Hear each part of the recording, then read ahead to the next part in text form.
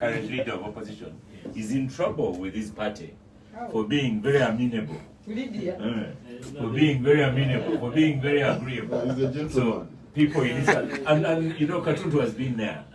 This business of going to agree with things and all. Without you knowing. People sent you as opposition. What are you doing agreeing? You know, once you're in that house of Parliament, the space is legislated to do particular things. But the beauty about this country is that equally, the laws of the land allow us to do other things outside Parliament. And that responsibility we ought to share as leaders in and outside Parliament.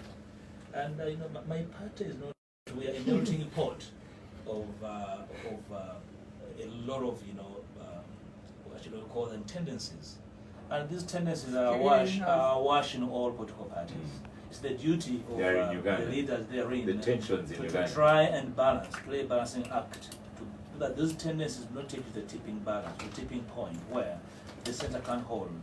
So I am alive to the tendencies in my party, and it's my job to draw from my lived experience, to balance them, but also try to bring the tendencies to the center, so that at the end of the day, they do not curtail what we're supposed to do as leaders and legislators and leaders in this country.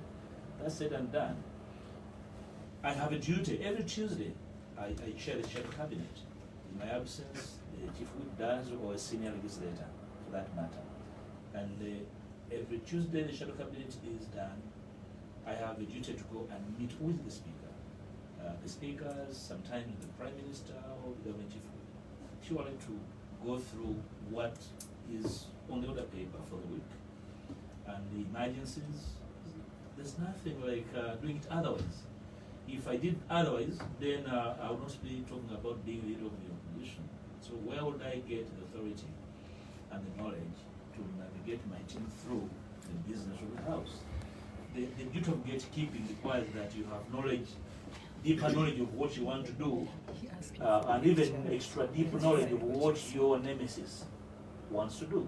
And that's what exactly I do. And it takes time for a young party like NUP, formed barely 2 years ago, and find ourselves where we are, to try and have these tendencies appreciate the intricacies of being where we are in a space where Lydia and Katesh and people have tendencies of intolerance.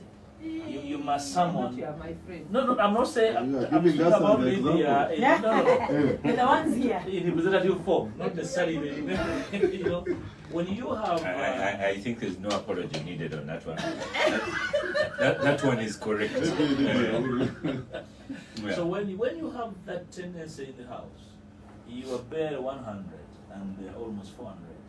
You need someone with special skills to do the little you can do in that space. Otherwise, you can entirely lose it, and before you know it, you are everywhere and nowhere. And I try to do it. It's dicey, it's delicate. That's why I was saying beware of Lydia's advice. Suddenly, I am alive to. She's not entirely bad. She's just conflicted. Did you say entirely? That is a That rider is intended because I've been with Lydia for all these years. We have a history, even the generation. When she chooses to be really to her rhythm based, she can do so. Yeah, but I appreciate the way we operate. I try to do my best. Maybe it's not good enough, but the circumstances, my ship is still sails, and we're moving.